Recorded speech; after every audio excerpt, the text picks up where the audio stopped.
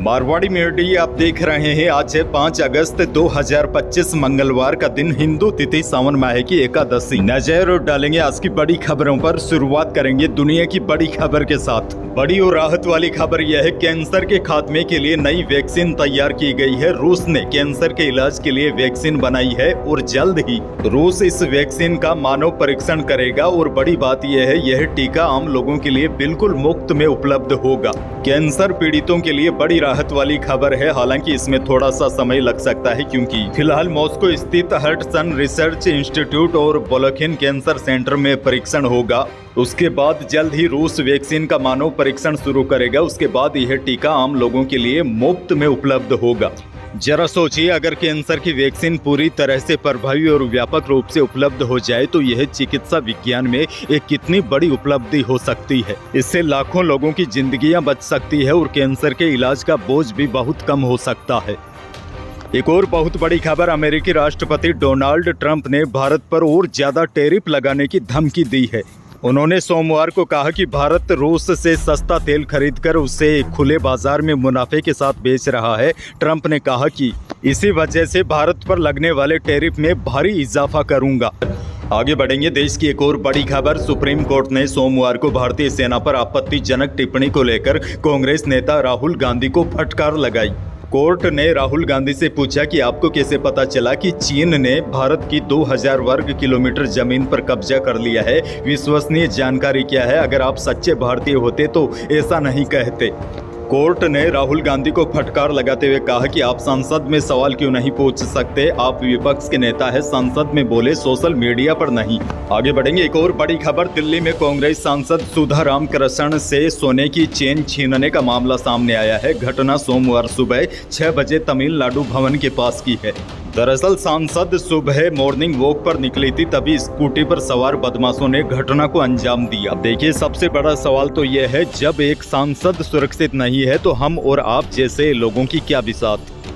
बहरहाल आगे बढ़ जाते हैं। राजस्थान से बड़ी खबर, मुख्यमंत्री ने सवाई माधोपुर और करौली के बाढ़ प्रभावित क्षेत्रों का हवाई सर्वे किया। इसके बाद अधिकारियों से चर्चा करके प्रभावित लोगों और किसानों को हर संभव मदद के निर्देश दिए। इस दौरान मुख्यमंत्री के साथ कैबिनेट मंत्री किरोड़ी लाल मीणा भी मौजूद रहे।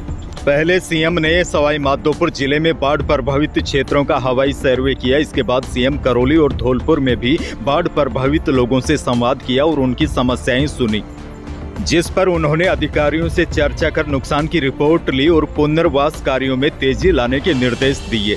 सीएम बोले, किसान कितना परेशान है यह बातें उनसे ज्यादा कोई नहीं समझ सकता। सीएम ने कहा कि किसानों की परेशानी हमारी परेशानी है। सीएम शर्मा ने कहा कि सरकार हर दुख दर्द में किसान, गरीब और आम आदमी के साथ है।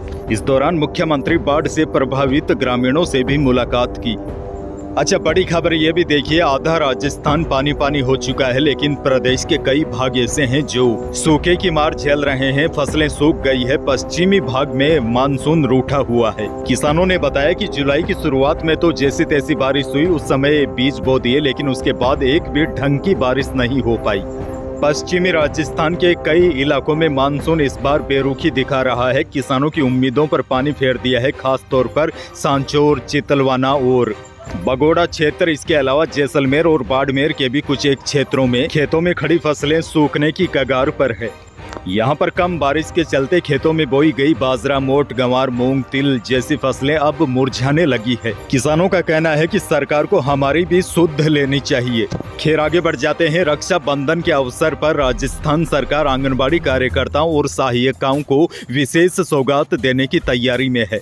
प्रदेश की करीब 1.25 लाख आंगनबाड़ी कार्यकर्ताओं व सहायिकाओं को 501 रुपए की राशि उनके खातों में राखी से पूर्व भेजी जाएगी। साथ ही वे 2 दिन तक राजस्थान रोडवेज में निःशुल्क यात्रा भी कर सकेगी। इससे पहले 5 अगस्त को आंगनबाड़ी बहन सम्मान दिवस मनाया जाएगा। महिला एवं बाल विकास विभाग की ओर से यह कार्यक्रम सुरक्षा सम्मान पर्व के तहत बिड़ला ऑडिटोरियम जयपुर में राज्य स्तरीय स्तर पर आयोजित किया जाएगा। इस दिन सभी आंगनबाड़ी कार्यकर्ताओं को और सहायिकाओं को एक एक छाता भी भेंट किया जाएगा। आगे बढ़ जाते हैं। एक और बड़ी खबर, राजस्थान रोडवेज में अब नई तकनीक की BS6 super luxury AC Volvo बसें शामिल की गई है। 12 नई बसें खरीदी गई है जो 5 अगस्त से चलाई जाएगी। इनमें से 9 बसें जयपुर दिल्ली रूट पर पहले से संचालित लग्जरी बसों की जगह लेगी। 2 बसें जयपुर से कैंची धाम के लिए, 1 बस जयपुर जोधपुर उदयपुर रूट पर चलेगी। अच्छा देखिए, वोल्वो बसों में विशेष एयर सस्पेंशन लगाया गया है जिसमें गड्ढों का असर कम महसूस होगा, सफर ज्यादा आरामदायक होगा। साथ ही में टर्निंग पॉइंट्स पर यात्रियों को झटका या झुकाव भी महसूस नहीं होगा। हर सीट के पीछे मोबाइल चार्जिंग पॉइंट भी दिया जाएगा। बसों में vehicle tracking system, panic button और भी नई सुरक्षा और नई सुविधाएं मिलेगी। सभी सीटें पुशबैक है। पूरी बस फुल एसी है। बाड़मेर से बड़ी खबर है। बाड़मेर में सोलर कंपनी धड़ल्ले से पेड़ों की कटाई कर रही है। इसके विरोध में शिव उपखंड के बरियाड़ा और खोडाल गांव के लोग धरना दे रहे हैं। शिव विधायक रविंद्र सिंह भाटी ने सोमवार को सोलर कंपनी की ओर से जमीन में दबाए गए कटे पेड़ों को ढूंढकर जेसीबी से निकलवाया। भाटी ने कहा कि खेजड़ी के सूखे पेड़ों को पेट्रोल छिड़ककर जला दिया, वहीं गीली लकड़ियों को जमीन के अंदर दबा दी थी। करीब 1.5 किलोमीटर तक इन पेड़ों को जमीन के नीचे दबाया गया है। इन तमाम पेड़ों को ट्रक में लोड करके जिला कलेक्ट्रेट ले जाकर प्रशासन को सपुर्द कर दिया जाएगा। भाटी ने कहा, एसी में बैठे अधिकारियों को कहना चाहूंगा कि आप एक पेड़ मां के नाम लगा रहे हैं, क्यों जनता के पैसे बर्बाद कर रहे हैं। भाटी बोले, कंपनियों ने आपको कुछ न कुछ दे दिया होगा कि आपकी इंसानियत पैसे के मोल भाव में बिक गई।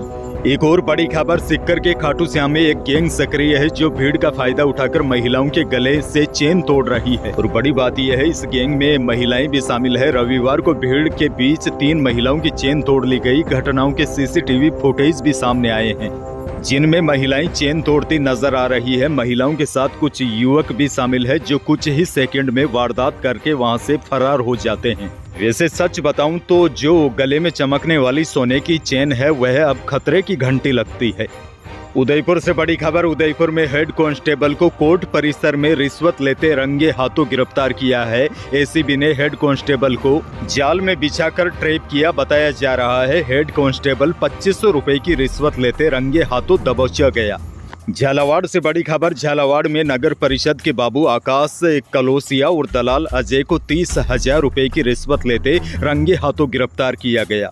खैर आगे बढ़ जाते हैं। एक और बड़ी खबर, लगातार तेजी पर सवार शुद्ध सोना और चांदी नई ऊंचाई पर पहुंच गए हैं। ग्लोबल वायदा बाजार में तेजी के असर से जयपुर सराफा बाजार में सोमवार को चांदी 1100 रुपए की छलांग लगाकर 1,14,700 रुपए प्रति किलो पहुंच गई। वहीं शुद्ध सोना भी 600 रुपए तेज होकर 1,02,400 रुपए प्रति 10 ग्राम रहा। 22 कैरेट यानी कि जेवराती सोना भी 600 रुपए बढ़कर 95,500 रुपए प्रति 10 ग्राम रहा। राजस्थान जिले से बड़ी खबर, सरकारी हॉस्पिटल में 3 दिन का नवजात बच्चा चोरी हो गया और बच्चा चोरी करने वाली महिला नर्स का ओवरकोट पहनकर हॉस्पिटल में पहुंची थी। बच्चे की जांच का हवाला देकर वह वहां से ले गई। मामला सोमवार को नाथद्वारा के सरकारी अस्पताल में दोपहर 2:30 बजे का है। सीसीटीवी में संदिग्ध महिला नजर आ रही है जिसके हाथ में बच्चा है। अब पुलिस थाना श्रीनाथ जी मंदिर के इंचार्ज मोहन सिंह ने बताया कि हॉस्पिटल के अंदर और बाहर के सीसीटीवी फुटेज खंगाले जा रहे हैं।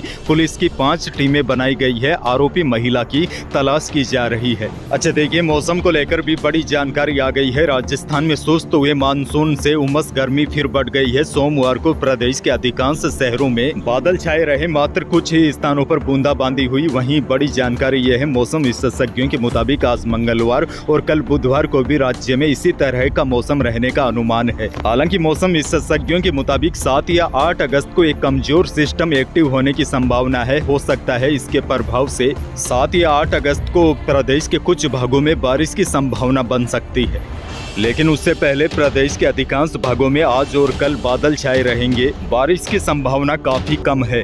तो यही थी प्रदेश और देश की आज की बड़ी और महत्वपूर्ण खबरें। वीडियो को लाइक करना बिल्कुल न भूलिए और चैनल पर नए हैं तो सब्सक्राइब जरूर कीजिए ताकि आप अपडेट रहे बड़ी और काम की खबरों से। धन्यवाद।